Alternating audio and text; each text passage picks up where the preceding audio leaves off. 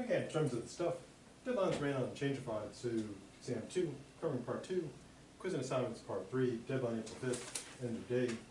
Exam 3, exam 4, quiz and assignments part 4, deadline April 26th, also end of day. And exam 5, final covering all the things, deadlines at 5 p.m. of finals week. And again, once you've done 4 exams, all the quizzes and assignments you wish to do, you then use the grade estimator to see if the final could make any difference. And as I mentioned before, anything you haven't done gets default scored as a 0, so your overall grade in the class, so what you get if you just stop doing stuff. So I don't have to go and put in these zeros or drop into stuff, it's doing it all in real time.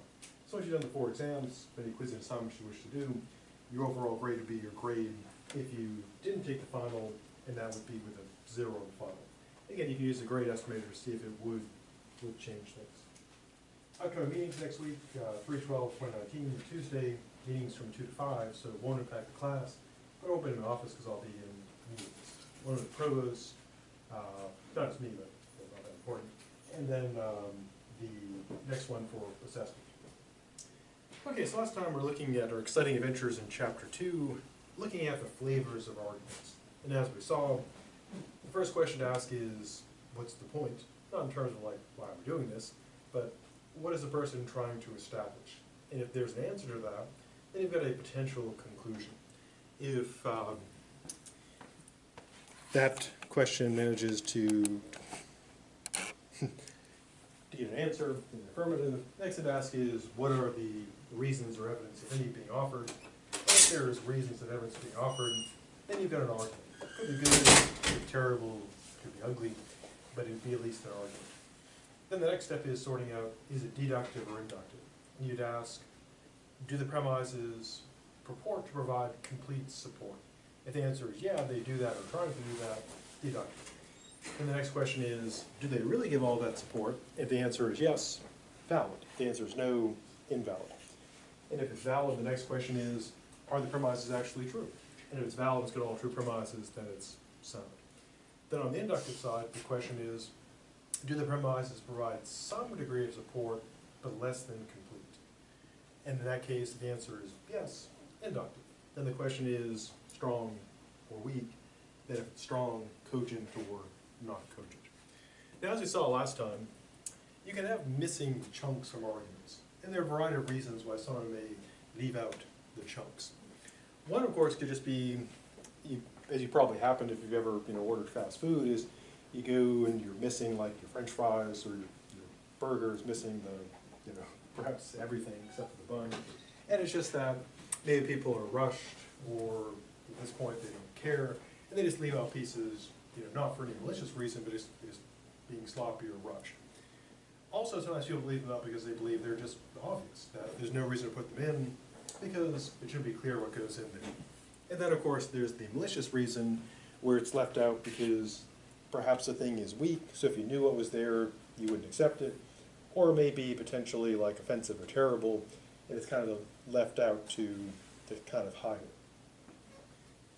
Now, when reconstructing arguments, the idea is this.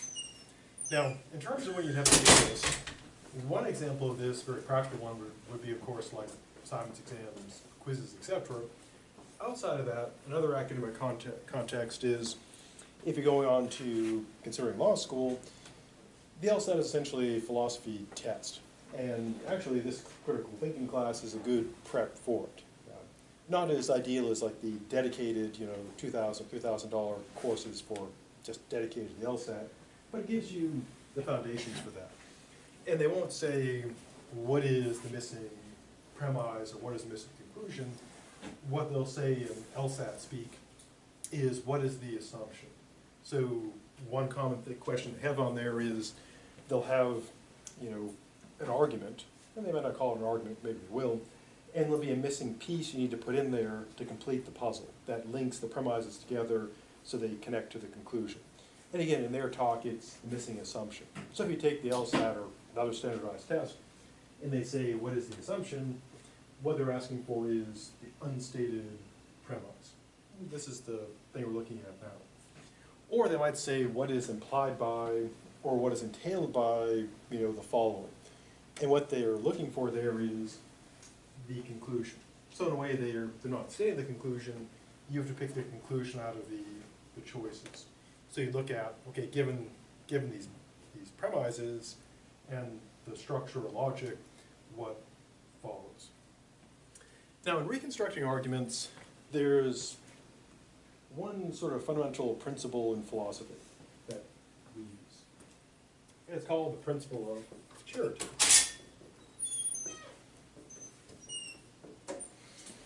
Not in the sense that one gives money to, causes, etc. That's also good. But the idea of principle of charity is this. When reconstructing people's arguments, the idea is that you reconstruct it in a way that gives them the best possible argument.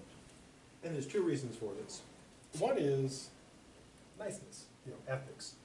It's the right thing to do, instead of, going and trying to construct a terrible version. Secondly, there's the logical reason, namely that reconstructing the argument intentionally terribly would be, of course, potentially the straw man fallacy. So one reason is ethics, it's the right thing to do, and secondly, it avoids the straw man. Now, also tying into the straw man part, from a practical standpoint, if you can beat the strongest version of an argument, the strongest one that can be constructed, then you can beat all the lesser ones. So even if that wasn't what they had in mind, they had something weaker, if you beat the strongest one, you beat all of them.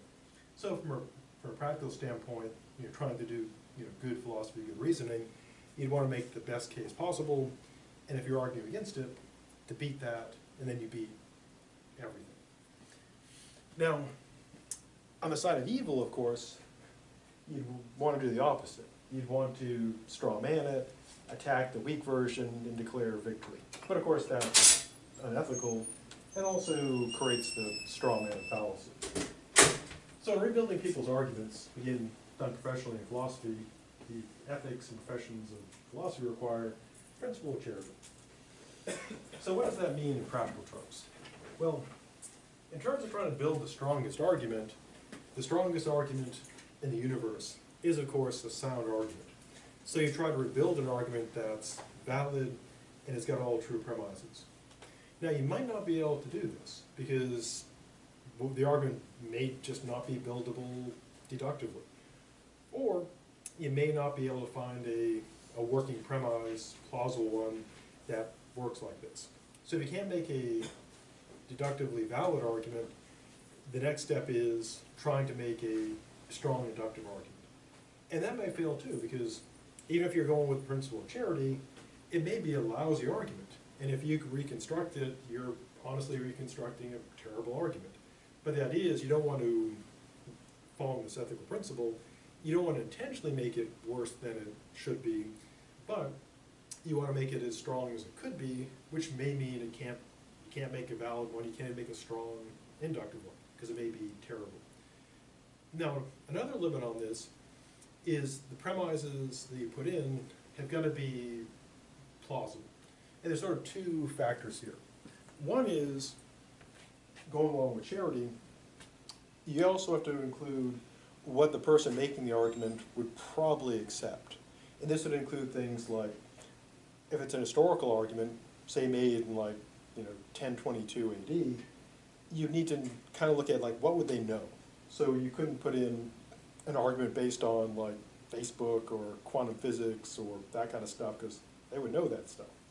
So you got to include things that would be, that would actually be plausible. And this would require knowing the person making the argument. If you don't know who they are, then you try to do the best you can with what you got. Also, you want to consider what the person themselves would accept. If you do know them in terms of historical context, what would they accept? So if someone's a devout, religious thinker, you wouldn't put in a premise about, that endorses atheism, unless you had good reason to think they were secret atheists. And so when you reconstruct it, the first thing is making it as strong as possible, but you'd also need to consider, the context, if you know the person, the history, etc. Now, if you don't know any of that stuff, then you just try to make it as good as possible, given what you know. It's especially important in historical reconstruction. This is done a lot in, you might imagine, in philosophy. We get, bits from, people have been super dead super long time, and we kind of just say, okay, what would they put in here, given what we know about them, their beliefs, etc., what can go in there. Now, if we're reconstructing modern arguments, it's less of a problem, because they would presumably know about stuff, today, so that's not a problem. And then, of course, it can still help to know their views. So if someone's, say, a dedicated conservative, putting in a premise about how socialism is awesome, that probably shouldn't go in there. Or someone is a devoted, socialist, like Bernie Sanders, you probably wouldn't put in something about how awesome, cutthroat capitalism is. So the more you know about the person making the argument, the better you can construct it. Now, laying aside that stuff, from a practical standpoint, again, the main objective is make the argument as strong as possible using premises that are plausible. So, simple example. Suppose we have this simple argument, premise 1, Dick and Jane had a fight. Premise 2, who knows, the mystery premise. Could be anything, even a boat. Conclusion, Dick and Jane will get divorced. So in reconstructing it, we've got two main objectives. One is make it as strong as possible, but we also have to make it plausible. We have to try to make the premises true or plausible. Now, what would make this a valid deductive argument would be if a couple fights, then divorce. And that would make a valid argument. It'd be a, modus ponens. If fight, then divorce, fight, divorce. So, super strong. Now, at this point, though, we'd have to say, but is this true? Do all couples that fight divorce? No, because then the divorce rate would be 115%. So that can't be, this would make a strong argument, but it can't be, the proper reconstruction, because this is not true. So we'd have to, since we can't make it valid, we'll have to kind of weaken it down to make it more plausible. So we could go with most couples who fight get divorced. And that would make it a strong inductive argument. Most couples who fight get divorced, Dick and Jane in a fight, then they get divorced. Strong argument. But then again, we still have to ask the question, is that plausible? Is the divorce rate most? And the answer is no. It's about 50%. So the plausible premise would be 50% of couples who fight get divorced. In this case, it's a weak argument, very weak inductive argument, but we have to reconstruct it this way because that's the only plausible premise that would go in there. So we did what we could. We tried to make it, a sound argument. That didn't work because of the problem with the premise. We tried to make it a strong argument. That didn't work because of the problem with the premise. And then we end up with an argument that's weak, but that's okay because we did our responsibility. We tried to make it as strong as possible, using plausible premises, and so this would be a fair reconstruction. So that's how reconstruction works. Now, there's a whole, as you might imagine, in philosophy, and especially the history of it, there's like a whole kind of field of reconstructing arguments from dead people who we just have like parts of their works. And that, involves a lot of disputes about what they would have meant, what they would have known. But for our practical purposes, we're mostly concerned with reconstructing things, today that are missing pieces. And in closing for this part, the most common encounter for this will be typically in standardized tests. Going up to law school, etc. What they'll say is, what is the missing assumption? And so you look for what would bridge the gap, given this premise, what would lead to this conclusion. Or if it's more complicated, given these premises, what's the piece that gives us the conclusion? Before pressing on, anything about this that needs more stuff?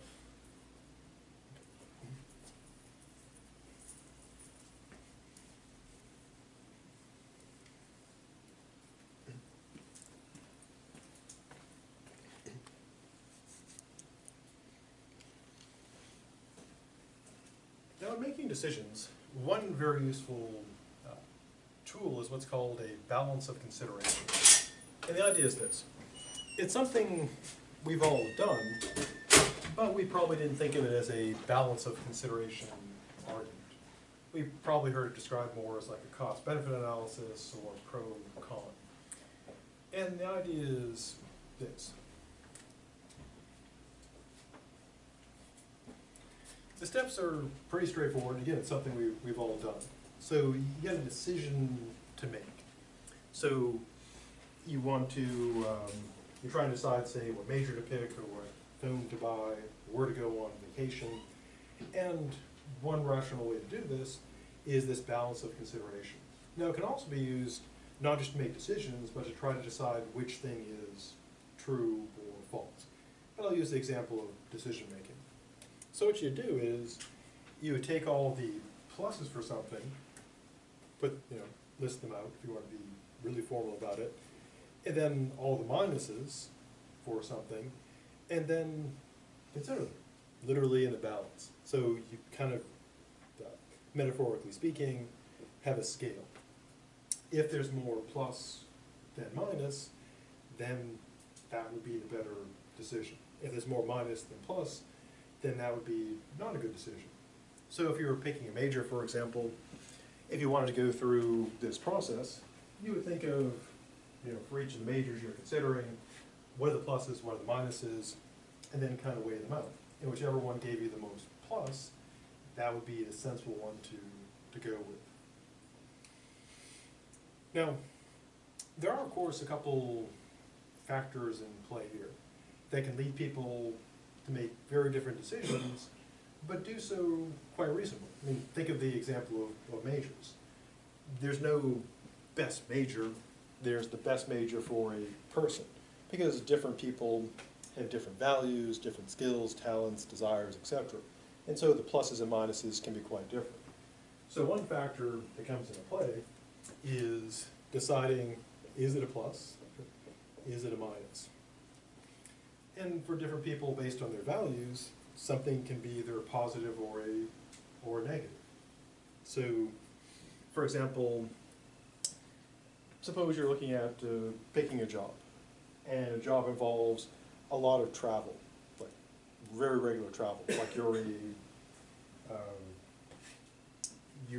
considering a job with a company like Dick's Sporting Goods or L.L. Bean, and your job would be traveling around the country, looking at products, provided by various companies to decide if your company wants to sell them. And you'd be traveling all around the country and the world.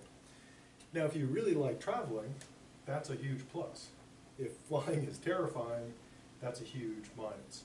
So depending on your values, there'll be different pluses and minuses. So in working things out, you have to say, not just like what's a plus and a minus, but what is a plus for me, what is a minus for me. So very different people can have very different assessments. Which is why it's important to, in many cases, to make your own decisions, because other people could be acting, trying to act in your own interest, but their values are different. So you have to consider, what is my plus, what is my minus? The next thing, of course, is how they're weighed. People put very different weight on different things. Even if they agree that something is a plus or something is a minus, they may weigh it more or less. Going with the travel example, you might have two people who think that flying is a minus, they don't really like to travel that much, but for one person it may be, they're terrified of flying, they have a very, kind of regular schedule, there's a lot of stuff they like to do, like where they live, they have all kinds of activities with their friends, etc., and they don't like having to disrupt that. Another person may not really like to fly, but it's more of, it's not my favorite thing, but it's a negative, I don't really like to do it, but no big deal. And so they would weigh things differently. And so the two main considerations are, what are your pluses, what are your minuses, and how do they weigh against each other? And of course this can be tough because, not surprisingly, the plus of one day may be a minus the next day, depending on how you feel and how things change, and how we weigh things can vary, because we feel differently on different days, which can be kind of a problem. Now this method is also used in a system called Consequentialism.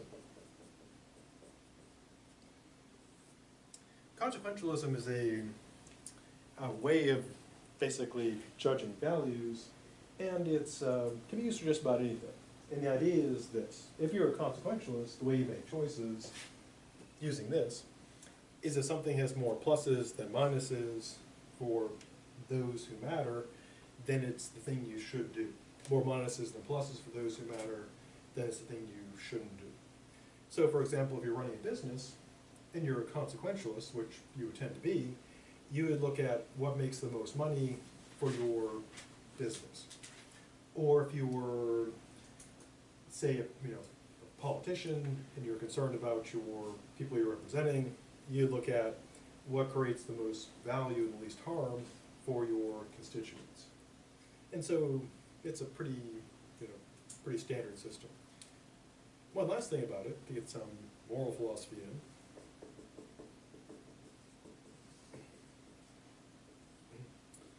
One version of consequentialism that's used in ethics is called Utilitarianism, developed by our good dead friend Jeremy Bentham, further developed by our good dead friend John Stuart Mill, and it's the moral theory that actions are right to the degree they tend to promote happiness, which is a plus, and wrong to the degree they tend to promote unhappiness, which is the minus. And Mill said, quite generously, that all people count and all things that feel pleasure and pain matter. So super generous moral theory. And so if you're a utilitarian, the way you make moral choices is you'd say, if I do this action, or this action is done, what sort of plus, what sort of happiness would it create for everybody, and what sort of unhappiness would it create for everybody?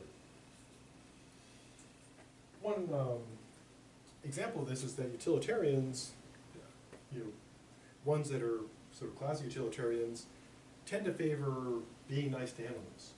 There's a philosopher, Peter Singer, who's a famous philosopher, but again, being a famous philosopher is like being famous at the sport of curling. There is somebody who's a gold medalist in curling, but without Google, none of us know who they are, but there is one. There's also a silver medalist and a bronze medalist. No idea who they are either. So Singer argued that because we make animals suffer when we factory farm them, eat them, experiment on them, we shouldn't do that because they matter. Because, yeah, we get some enjoyment out of it, but they suffer greatly, so we shouldn't do that. Utilitarianism has bumper sticker slogans like greatest good for the greatest number, or more harshly, the ends justify the means. So balanced consideration is essentially consider the pluses, the minuses, the reasons for, the reasons against. And if you've got more for and less against in terms of strength and number, then you go for it. If it's the opposite, then against it. Before pressing on to inference of the best explanation, or IBES, anything about balance of consideration that needs more balance or consideration?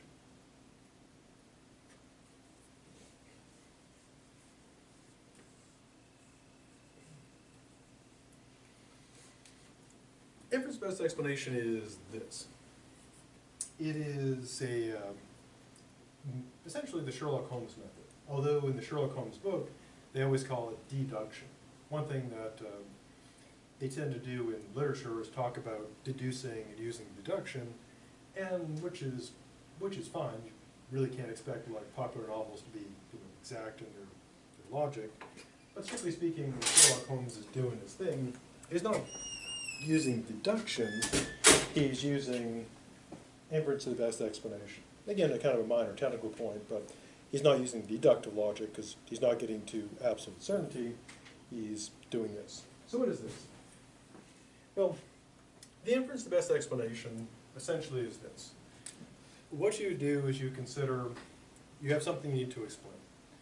One example, to use a Sherlock Holmes example, is you have like a murder, for example, or theft, and you've got to explain who done it. Or it could be something else like not a murder or a crime, but it could be that say your phone is bricked, it just won't turn on. And the question would be, what? Or it could be that something like a medical thing, like you have a recurrent pain in your left knee. Why is that happening? So what you do, the idea in inference to best explanation, and we'll see more of this in the future, essentially it's inductive reasoning. You try to sort out what are the possible explanations, and we'll see how to do this in great detail when we talk about causation, and the one that explains the most, the best, at the least cost is your best explanation. And the idea being that that's the one that wins. So for example, to use like a criminal example, if you have a murder, what you look at to use inference to the best explanation is you look at things like, what are the obvious things in the case, like motives, opportunities. Then you also consider things like alibi, and then all the evidence, DNA, fingerprints, witnesses, etc. And then you construct an explanation that one person did it or another person did it. And then whichever one best accounts for the most facts in the strongest way and has the least defects and problems, then that would be the best explanation. I mean, a good example of this in like a game would be the game of Clue, where you're trying to, using all the clues, figure out what is the best explanation. Now, when you get to the next part, talking about causal explanations, we'll see this in much more detail. Like, how do you figure out what sort of causal explanation would be best? The basic idea is how it explains best is probably correct. And many thinkers characterize science as this, the inference to the best explanation. So, for example, we'll take the death of the dinosaurs. Now, nowadays we're pretty sure that it was the result of the meteor impacting the Earth. But we have many other mass extinction events. And so if you have mass extinction, the question is, why did everything die?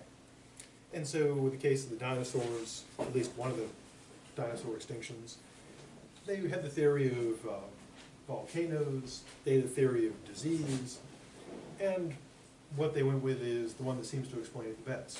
Like, the disease theory is kind of intriguing, but you need a disease that's everywhere and leaps across all these species. Not impossible, but kind of unlikely. Also, of course, a disease wouldn't create an impact crater, unless it was a heck of a disease, and wouldn't create like a debris layer in the geological record. But of course, a meteor would do that, create a big impact crater, create a debris level, and also change the climate. And so the meteor one explains more. Diseases don't cause impact craters or layers of debris. Meteors do, so meteor probably the dino killer.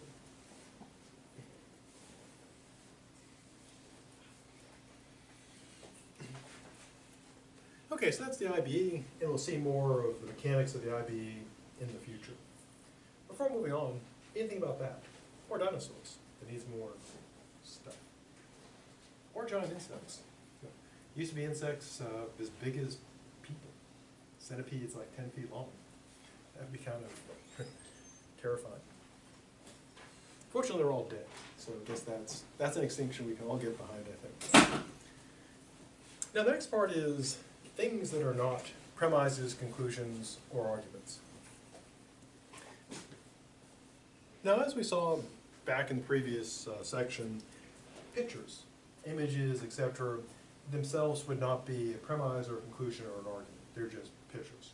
And also, as we saw, you could make claims about a picture. So, for example, in a trial, if you're one of the attorneys, you might have photographed evidence in the legal sense, but it wouldn't be like a premise in the logical sense because it's just a picture. You have to say things about it. You'd say, this shows someone else committing the crime, so my client is innocent. And you'd use it as evidence in the legal sense, and then say things about it that would be premises. But the picture itself is not a premise, not a conclusion or an argument, but it could be used as the basis of one. If-then sentences are not always arguments. Need not be premises or conclusions. And one reason we tend to think maybe they are is because, as we've seen, a lot of arguments have that if-then structure. Like if P then Q, P therefore Q. But just by itself, it wouldn't be an argument, because it wouldn't be premise and conclusion. And also it need not be even a premise. So if someone says, if you bring back the, like suppose if you're renting a bicycle or something, they say, well, if you bring it back by 8, there'll be no additional charge. And it's not an argument, it's not a premise or a conclusion, it's just an if-then statement. If you do this, then that happens. So even though if-then sentences are used a lot in arguments, often as premises, but also as conclusion, by themselves they need not be any of these things. Also, of course, lists of facts. Although there is something called an argument by example, where you give examples to try to prove something, a list of facts would not itself be a premise, a conclusion, or an argument. Because can go kind of either way. One use of because is an explanation. So if somebody says, it is cold out because of a change in pressure, then that's not giving an argument, it's giving an explanation.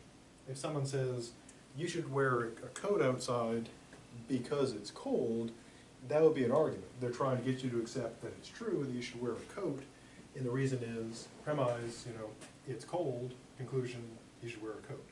But if someone says it's cold because of a pressure change, they're not trying to prove that, they're saying that's why it occurred. So because could be part of an argument, but it need not be. And we'll see more in the future about the difference between arguments and explanations. So the idea is basically, you may see things that could be premises, or a conclusion or an argument, but need not be. So the idea is to be careful when trying to find it. Before pressing on, any stuff that needs more stuff.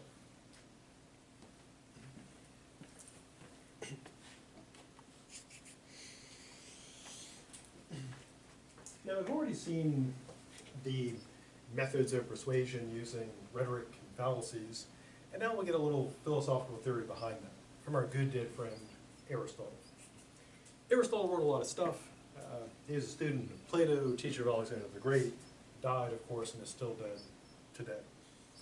And he developed a theory of persuasion that's still in use now. And the reason why is because even though our technology has changed, people are basically the same. So all the stuff that used to work in ancient Greece, in terms of motivating people or persuading people, still works today. And he divided persuasion into 3 categories: ethos, pathos, and logos.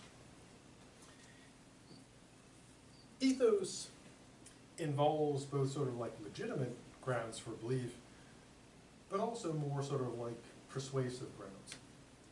How so? Well, ethos would be qualities of the person making the claim. And this could include legitimate things like education, background, lack of bias, the reputation, etc. But it could also include factors we saw that were logically irrelevant. Things like, how handsome or beautiful the person is, how tall they are, whether they have a firm handshake, look you right in the eye, whether they dress well or not.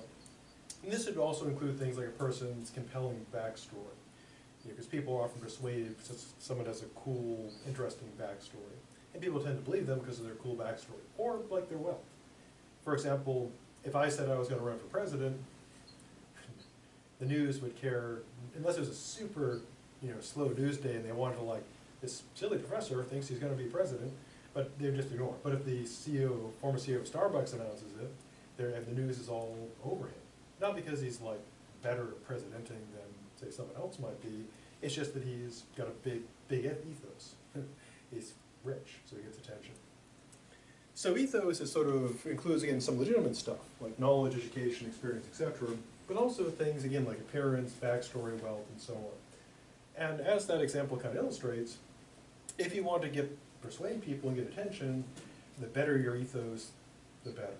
And as the Starbucks example kind of shows, generally, the ethos that gets people's attention is generally not like the legitimate, credible ethos, because it's things like wealth, how how like sort of clever, witty, or humorous a person is, their fame, how attractive they are. I mean, to use an analogy, think of like who gets the most views and likes on Instagram and YouTube. Sometimes it's people have good, intelligent, true things to say, but it's usually based on sort of, are they amusing, is it funny, are they good looking? Those are kind of the main factors. And ethos also applies to, to use concrete illustration, Instagram, YouTube, etc. Because you'd want to have that ethos to get those views. And today we'd include such things as the marketing and so on. And so ethos is a very effective way to persuade people because people, are swayed by appearance, humor, wit, backstory, etc. But of course, logically, if someone's got a good backstory and they're beautiful and they're witty and they're funny, it doesn't prove what they're saying is true. They could be saying terrible, terrible, things. They'd be like the beautiful Nazi. It's like, oh look, the beautiful witty Nazi. They're beautiful saying Nazi stuff. And someone could have terrible ethos, but have all the right answers and all kinds of brilliant stuff. So, from a practical standpoint, you always want to work on your ethos. And if you're in business, they probably don't present it as working your ethos. But that's why people in business wear the suit, and you work on your elevator speech, your presentation, and so on, your backstory, because it's very persuasive, very convincing. Logically, of course, it has zero weight. All that stuff should be filtered out, and the only stuff that would matter would be education. Are they biased or lacking in bias, reputation, etc. The most powerful, of course, is pathos. Now, today, we use the term pathetic to mean like lame, awful, terrible, like that's pathetic. But back in the original meaning, it's not that's lame, but pathos meant emotions of all sorts. So to say that something was pathetic wouldn't be to say that it's lame or sad. It'd be to say it just involves a lot of emotion. But again, today, pathetic means, pathetic. So pathos are those emotional appeals. This would be the rhetoric we looked at, as well as many of the fallacies. Now, as we saw, this pathos is the most powerful means of persuasion. If you want to make people believe something, the best way to do it is to make them feel, to have, and which makes me sad all the time, is that rhetoric is super powerful, even though it is zero logic, and fallacies, which have anti-logic, they're even more effective. I mean, a good example is, I hate to pick on Trump, because he's president, so it's his turn. Pretty much most of what he does when he's doing his speeches and rhetoric is typically fallacies. He does ad hominems against people, attacking them, using scare tactics, using straw men, and it's very effective because a straw man, saying that the Green Deal is going to get rid of cows, that's totally untrue, but it's incredibly effective. It works. That CPAC conference had recently, the conservative conference.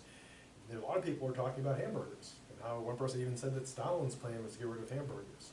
Probably not true, because it's not really a Russian thing, but who knows? Maybe a secret plan was to eliminate all the hamburgers. So that's super effective. So if you want to be persuasive, if you don't want to be evil, then mastering rhetoric is fun. As I said, you can present good quality arguments and still have the emotional appeal. Bill Clinton, for example, is pretty good at this. He'll get up there and he's really good at persuading people, but he also typically does his homework. So he'll have data and figures and so forth. Also, I guess kind of celebrity academics and scientists like Carl Sagan, who's totally dead. Neil deGrasse Tyson is still alive. They're very persuasive people, but they also have good logic stuff. And so you can have a good presentation and use rhetoric and not be evil. But if you want to go for full-on power, then you want to embrace the evil side, bring up those fallacies. And it does raise an interesting moral question. If you have the truth or a good idea or something that should be done, and you can't convince people by using logic, then should you use, if you know that fallacies will swing people over, should you use, the fallacies to bring them over? For example, I like the battle over climate change. It's not going to be won with logic, because I mean the science is it's there. You know, it's just like climate change, it's real, and so it's not going to be won by like giving people more science. It's won on the rhetoric, whichever side is kind of the more appealing, you know, more persuasive story. And so on the people against it, they bring up the thing about how, you know, climate change isn't real because they want to steal your hamburgers, which is a terrible argument, but it does seem to work. And so the question would be, should the people who believe in climate change, should they start, you know, laying out some fallacies to bring people over, which creates kind of a moral problem. Should you lie when you actually have the truth? I guess if you're going to kill the whole world instead, I guess maybe so, but more a question of morality than critical thinking. So working on Pathos is very useful as well. Like I said, we looked at the tools of rhetoric and fallacies, and they're very powerful for this sort of thing. Lastly, and weakest, is logos, which is Greek for, you know, the word, and also we get our term logic, of course, from logos. This is the use of evidence and argumentation, you know, the logically good stuff. Now, Aristotle recognized, even though he was a philosopher, perhaps because he was a philosopher long ago, that this is the weakest. If you're trying to convince people, this is the weakest way to do it, which is why you don't see commercials where they engage in, you know, detailed logical argumentation. It's why you don't see, you know, politicians laying out, I mean, they do often say they're arguing, but they're fighting, they're throwing out fallacies and rhetoric, they're not really logically arguing. That's why you don't see that. So, for example, when Michael Cohen was testifying before Congress, the Republicans all just ad hominem, just, you know, went after him saying, you know, instead of going after dealing with the issue, like, is this true or not, they just attacked his character. And the Democrats, they didn't have someone stand up and say, please no, this is an ad hominem fallacy, here's logic as you can see, attacking his character has no bearing on his credit. No one said that, because even if they knew about it, they would know it wouldn't work. People would be like, yawn, yawn, boring, you know, let's hear some more about that porn star. So logos is literally the worst. Now, from a practical standpoint, if you want to be really successful, get your ethos as great as it can be to sway the foolish masses. Get your pathos, work on those tools to sway the foolish masses. Never use logic in front of people. You know, but you'd want to save it for yourself, because you'd want to be able to make good decisions of your own, because you need that logic to assess things properly. So if you were a politician running for office, you know, the most deadly combination would be to have like an incredible backstory, be, you know, super good looking, super charming, super witty, have mastery of rhetoric, but also be really sharp logically. But again, never to use logic in front of people, because that would not persuade them. So this is good for decision making. So if you want to be able to make good choices and know the truth and the false, then it's very useful. But in terms of convincing people, super not useful most of the time. Do you think people would be interested in like a doc, like a book or some type that goes over like different like presidential fallacies and how it's just pointing out like, you know what, you were sold this at this point in time using this technique, this method, all stuff like that. Oh yeah, people like that, because and here's the sales appeal. People who hate, like, let's say Trump, they would love that, because it would tell them how smart they were for not believing Trump and how stupid the people are for following Trump. Likewise, in the case of Obama, people who hated Obama, they would love a book about like Obama's fallacies, because they could feel how smart they were and how stupid those Democrats are. So yeah, I mean, and the way to make it, I guess a lot of money would just be, have like a couple pen names, like, you know, Sally Democrat and Ted Republican, and just crank out the whole series and just get all the money from everybody. Yeah, it'd be a good project. Yeah, get that on Amazon. You know, get the money rolling in. Right before 2020. Yeah, before 2020, you still got time. You got time to do it. Now, how do we know that this is the case? Well, again, the experience shows when you look at advertising, politicians, and attempts to persuade people, people don't use logic because they know it doesn't work. Now, there are all kinds of interesting ways to get people to do stuff that you would use logic to figure out how to do it, but then you'd use these other tools. One good example they showed in the book, which is hilarious and brilliant is the example of the bread maker. Years ago, a company came up with a bread maker, and they weren't selling because people were like, I've got a bread maker. I call up my oven. I put in, you can make bread that way. You just mix up the ingredients, put it in a bread pan, put it in the oven, and then bread. And people thought, why would I buy a bread maker? And the company's like, oh crap, there are these bread makers out there, no one's buying them. And someone hit on this brilliant idea. They released another bread maker that was slightly smaller, but they priced it much cheaper. And so they had this like slightly bigger, much more expensive one, and then a much cheaper, slightly smaller one. And what happened was, as people looked at that, they saw the expensive one, the cheap one, they thought, what an incredible deal. And so they started buying that bread maker because it seemed like a good deal. Even though, of course, they had no more reason to buy it than before, but it created this weird thing like, oh look, this one's almost as good and way cheaper. I've got to have it. Now, there are good reasons to have bread makers. They are awesome. I thoroughly endorse the bread maker. You just throw in your ingredients, push some buttons, a few hours later, bread. Or five. Either way is good. Another example of how people are kind of irrational. Suppose you're going to buy some pens, and they were like, the pens were like, you need like a big thing of pens for the semester, and the thing was like $4, and you saw a coupon for $1 off on those pens. Would you take the time to get that coupon, like just clip it out? Now suppose you're buying a car for $16,000, and you saw a coupon for $1. Would you take the time to get that coupon? But it's still $1. I mean, you're saving literally exactly the same amount of money because it's still $1. But psychologically, we think not in terms of am I saving $1, but we think about the relative price. So it's like getting $1 coupon off on $4 worth of pens, great deal. $1 off on a car, that's not even worth it. But it's still $1. It'd be, if there's $1 on the ground, you'd pick it up unless it was like way down. Yeah, and so people reason in a way that doesn't make any sense. So using Pathos is a good way to exploit those weak points. So again, if you want to persuade people, this is the stuff to learn. But this is the stuff you want to know because that way you can defend against other people trying to manipulate you, and you can make good choices. Now, another reason why logos doesn't help often is this.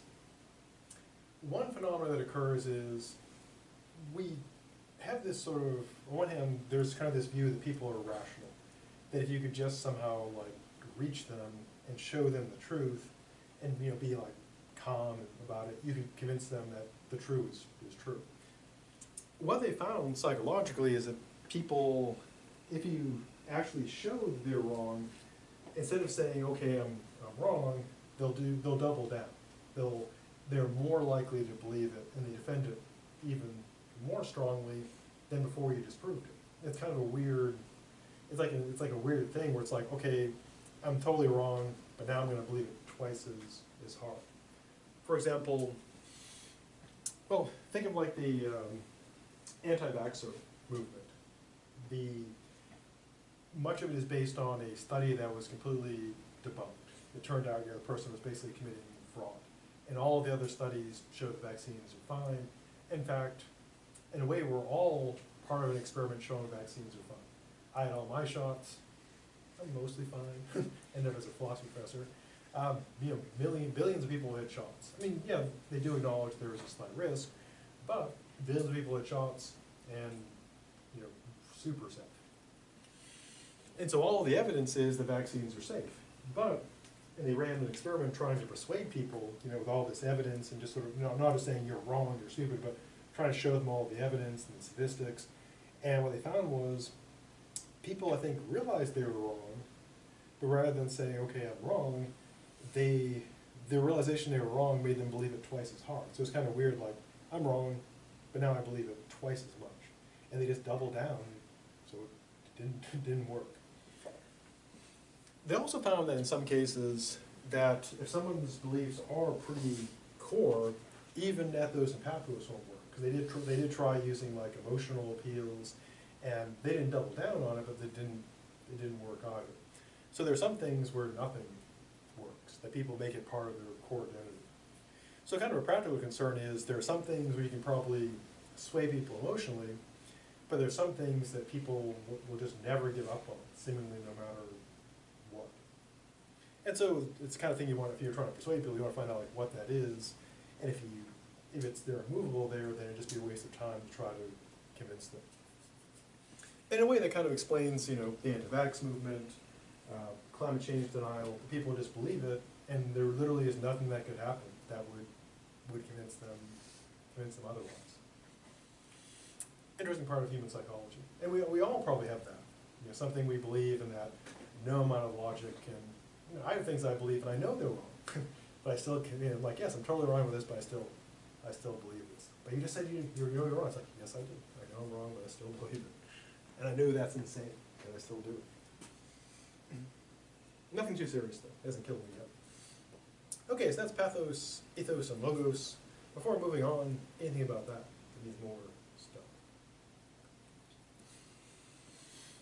Now, when digging for arguments, finding them is kind of like, I use the metaphor of doing, you know, searching for dinosaur bones. Because in the case of dinosaur bones, one thing is you got to go and dig them out of a lot of like dirt and rock.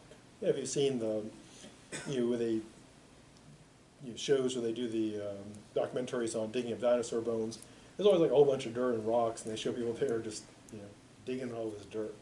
And I've always been impressed with people's persistence, especially like with archaeology. They're just digging and digging and digging. They find like one little like rock, and they're like, woohoo! And like, that is persistence. So part of it involves digging out all the dirt to get to the actual arguments. So the arguments, that's metaphor like the dinosaur bones. Now, also we'll see, or we've seen in a way, is that sometimes when you find the arguments, there's pieces missing. Also like with the analogy of the dinosaur bones, you gotta dig away a lot of dirt and rock, and then sometimes the fossils you get are not complete. So you gotta sort of piece in what's missing. And in some cases they just have like a tooth. They try to reconstruct like an entire animal on a tooth, which is a whole bunch of guessing. Now, the authors called the dirt the window dressing, or you can just call it the dirt. I guess that's more insulting.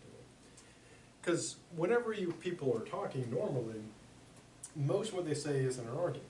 Even if they're engaged in like a debate or an argument, most of their words and sentences aren't actually parts of arguments. They're just saying stuff.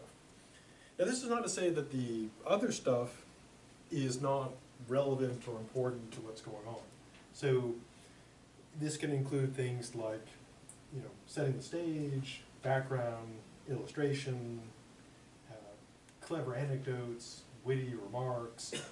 It could be all kind of history, scientific explanations. Could be all kinds of stuff. And so even if we're arguing, like in a debate, even a formal debate, most of the stuff we'll be putting out there won't actually be like premises and a conclusion. There'll be a lot of other stuff. Similarly, like with a paper, a lot of the paper will just be background and examples, and then you'll have the arguments in there. So kind of the first step is going in and figuring out like what's argument and what's not. And this is not to say this other stuff isn't important to some other purpose, but our goal is to find the argument.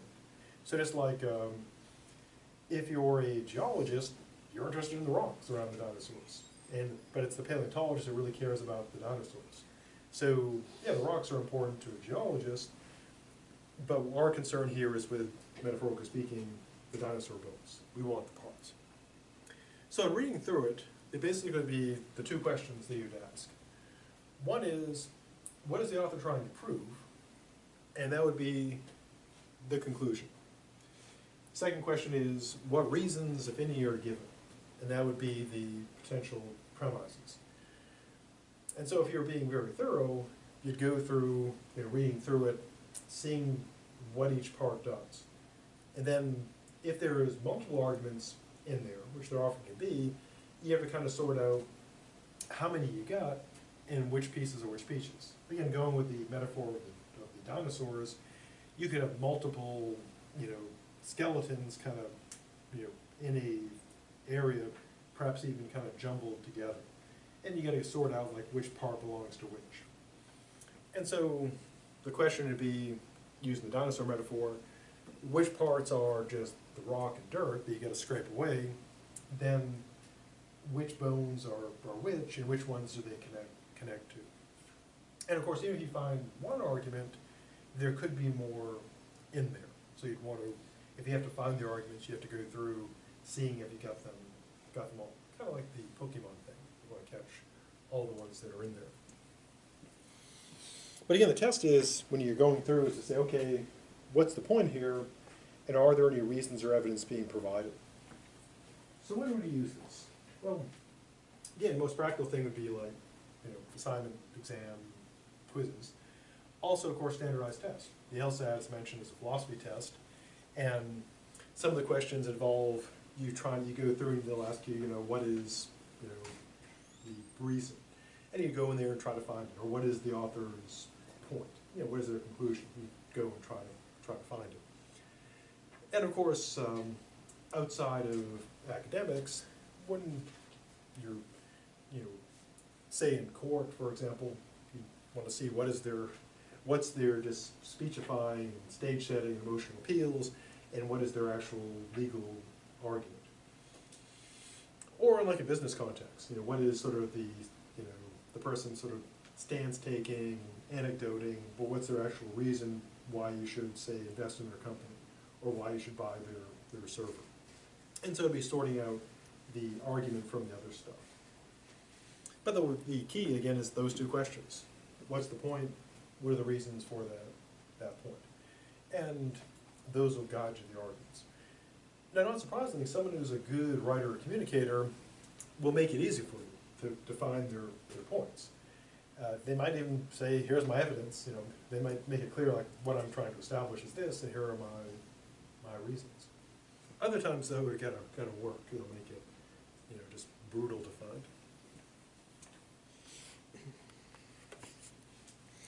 Now, once you dig up the argument, again, it's kind of first stage is getting the arguments, and then as we saw previously, you might have to put in some of the missing pieces, and then of course the next step, continuing the dinosaur metaphor, you have to evaluate it. In the dinosaur metaphor, this would be sorting out like what species is it, and then of course from the financial standpoint, how much money would it be worth if you're like a mercenary dinosaur hunter, or figuring out like what is its historical, its scientific significance. Now with arguments, the idea is to see, is the argument a good one? Now, there are basically two questions for this. The first one is a matter of logic, which is, do the premises support the conclusion? Which is, more generally, is the logic good or bad or ugly? Now, we've seen the concepts for this. If it's a deductive argument, the question is it valid or invalid? How do we tell? Well, part 4, we'll look at categorical syllogisms with the Venn diagram, then we'll look at truth functional logic with the truth table. There's also proofs, but we'll look at truth tables and Venn diagrams. With inductive arguments, the question is it strong or weak? One of the sort of challenges of inductive arguments is, unlike the deductive arguments, you can do an objective, clear test, do the diagram, do a proof, do a truth table. Inductive arguments are kind of like judging Olympic figure skating. You've got standards and a scoring system, but it is subjective to a certain degree. So, another kind of problem is, every inductive argument has its own standards. I mean, the general thing is, do the premises support the conclusion? But then, as we'll see, when you look at generalization, the main thing will be, is the sample big enough and representative enough? We'll look at analogies. The main question is, are they enough alike? So for every inductive argument, you kind of have to learn like a new set of standards. So deductive argument is kind of like math. You just do the math properly. inductive arguments, again, it's like judging performance sports. Like, if you're judging figure skating, you gotta learn the rule of figure skating. If you're judging, you know, the water ballet, you gotta know what's the scoring for that. If you're judging dressage, you know, horse dancing, thanks to Mitt Romney, that's how I learned about that, because he has a dressage horse, or did, maybe still does. Different standard there as well. Second question is, once you assess the logic, is a question of the premises. Are they reasonable? Which is to say, are they true or at least plausible? Now this takes us back to the ancient days of part one. And so, in assessing the premises, we would ask these questions. Is the source of the premise, if we know it, is it credible? We'd run the premise against our own observations, background information, and other credible claims. So basically back to chapter one. Now, to the degree that a premise, you know, matches up with all this, then we'd say, good, plausible. To the degree that it does not, that would be minus. Keeping in mind as always that, as we saw, credible sources can still be wrong, they make mistakes. Our observations can be wrong, we make mistakes. Our background information could be untrue, because we make mistakes. And other credible claims could be false. So, we could still be wrong. Now, also going back to part one, premises that are vague, ambiguous, or otherwise unclear, there are also problems. We really can't judge their plausibility until we know exactly what they say, exactly which meaning is intended, and get some clarity. Now this also underwrites or provides a foundation for the difference between fallacies and factual errors. In other words, bad logic versus claims that aren't true. And they're separate things. Because you could have good logic with terrible content, you could have terrible logic with good content, you could have terrible logic, terrible content, and of course ideally good logic, good content. To use a metaphor, it's kind of like with cooking. You know, generally speaking, there's two ways cooking can go bad. One is in the process of cooking itself. You can get the cooking wrong. Like a common example would be like overcooking something. Like take spaghetti. Like most people I learned, oh yeah, you can't. If you overcook spaghetti, it gets, you know, gets kind of, not unedible, but it gets kind of bad. So properly cooking, you know, making, say, a good spaghetti meal would require good cooking and good ingredients. So if the spaghetti is overcooked, you know, so it gets all bloated and, you know, yucky, or worse, gets like burned. Now I remember the first time I saw you could actually burn stuff underwater. I'm like, wow, that's kind of cool, but I'm trying to get that off the pan. Anyways, you learn a lot of stuff about burning stuff and cooking. And so, or making the sauce, you know, overcooking the sauce, undercooking the sauce. So there's the actual cooking process, where you can burn stuff and undercook it and ruin it.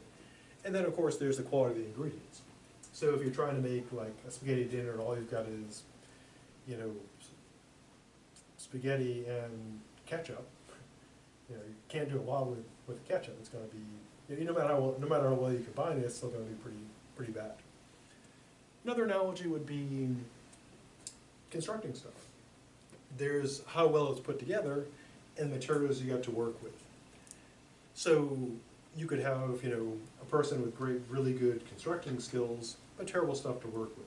I remember when I was a kid, we used to go through surprised I didn't get arrested more often, but anyway, we go through the neighborhood looting. We didn't understand because we were kids. We didn't understand the concept of, you know, you shouldn't like loot stuff. If it's laying around, it need not be like abandoned. So we go in places and acquire, you know, material to build our constructions. And we were pretty good at building stuff. But often we get like, sometimes people would give us like old, you know, lumber and, you know, old leftover stuff. So it wasn't great material. So putting together well, bad material, you know, it's still kind of junky. And of course there are cases where you might have good stuff to work with, but the person may be really bad at putting things together, you know, just putting the nails all in the wrong places. So those are the two main questions. Is the logic good? And we'll see in this part how do we tell if an inductive argument, particular types are strong or weak? Then in the final part, part 4, we'll see how we tell if an argument is valid or invalid. And we've already seen how to assess premises. So for an argument to be good, in the general sense, you've got to have good logic and good content. And it's important to carefully separate out the quality of the logic from the quality of the content, because they're separate stuff. Now they have to work together. Again, it's like a meal. It's not only like how well you put it together, but what's in it. So I wouldn't want a meal of like slugs and dirt and twigs, no matter how well it was put together. And likewise, you could have like great ingredients put together badly. Now this knowledge allows you to assess any argument in a way regardless of content. So one of the very useful things about critical thinking is if you don't know a lot about the premises, you can still assess the quality of the argument. For example, I'm not an expert in like climate change or science stuff because it's not what I do. But I do teach causal reasoning and control cause effect experiments. So even though I wouldn't be qualified to like conduct one in terms of like running the actual experiment like in chemistry, I am qualified to assess the reasoning, to see was this a good experiment in terms of like, did they have adequate control, did they have a control group, an experimental group, and what is the size of the experiment, and what were the results. And even if you don't know chemistry, you can still spot like a bad experiment in terms of failing in those regards. So it's really useful to know this stuff, because even though it doesn't give you content knowledge, like it doesn't teach you chemistry or physics, it allows you to assess reasoning. You can say, well, I don't know about nuclear peptides, but I know this study of 5 people is useless because it's only five people. It's not large enough, or this is not statistically significant. So still a useful skill. But it's always important to be careful not to get too far to one's lane, because one thing that's, as I mentioned before, people sometimes, they're great in their field, but then they start thinking, okay, I can do everybody's job. Elon Musk does this a lot, but he's a supervillain, so sorry, spoilers. Okay, so that takes us to the end of chapter 2. So the stuff we should know from 2 are these. First, the core of all of this stuff is the argument, consisting of, again, one or more premises, the evidence or reasons offered in support of a claim, and that claim being the conclusion. So the conclusion answers the question, what's the point? What is trying to be proven? And the premises are the evidence or reason offered to try to support that conclusion. We also saw you can extend an argument, which involves taking the conclusion of one and then recycling it. And again, that doesn't break the conclusion rule, in which there can only be one per argument, because the conclusion works as a premise. To use an analogy, you should only have like one person driving a car typically, but a person can leave the car and be the passenger in another car. So metaphorically, the driver of the first argument becomes a passenger in the next one, and you can keep extending it. And kind of the plus side of the extended argument is, well, it's like being able to build complex structures. You can build something complex. The downside is, though, since it's all connected together, you take out the first argument, everything collapses. We saw the 2 flavors of arguments, deductive, inductive, and the hallmark of deduction is certainty. A deductive argument says, hi there, I'm a deductive argument. You give me truth, and I promise you truth back. So if it does what it's supposed to, it's valid, which means that if all the premises were true, the conclusion must be true. But as we also saw, kind of the most common mistake with the concept of validity is to think that valid means true, which it doesn't. It just means if all the premises were true, the conclusion would have to be true. And one way to kind of remember this would be to think of like tax software. The tax software companies say to you, hey, you put in the right stuff, we guarantee we'll give you the right result. If you put in other stuff, no guarantees. So if I put in all my right stuff into the HR block or TurboTax software, and the program screws up, that's on them. If I just make up stuff and I say, hey, why did the government come after me? And they say, well, when wrong, I say, well, I'm just making stuff up. That's on me, because a deductive argument says if you give it truth, it gives you truth. But again, deductive argument, a valid argument, need not have true premises and a true conclusion. It can have all false premises and a false conclusion. The only thing it can't have is all true premises and a false conclusion. The invalid argument, of course, is it could have all true premises and a false conclusion.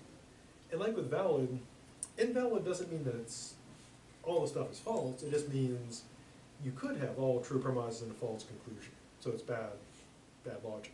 Everything in it may be true, but it could still be invalid. So it's bad logic.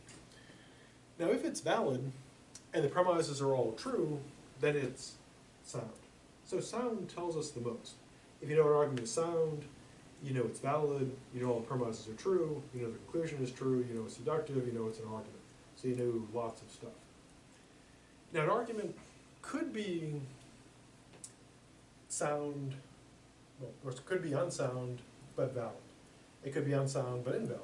So if you know it's unsound, you know it's deductive, but you don't know a lot about it. You know it's either valid, or it's got one or more false premises, or possibly both, but you don't know which. Inductive arguments that we saw give us partial support, degree of support, ranging from strong to weak. And again, there's no exact cutoff point of strong to weak, but the way we settle that is by one professional context, like the sort of agreed upon professional standard for surveys, like 95%, and controlled cause-effect experiments, etc. The second sort of standard we use is essentially our values. What is the risk? What is the gain? What are our tolerances for risk? So if there's a cereal on sale in Publix on BOGO, and you're not sure if you like it or not, well, if it's only $2 for 2 boxes, why not? You think you'll probably like it, good enough. But if it's something like, this will kill me, possibly if I eat it, then you'd want like a much higher level.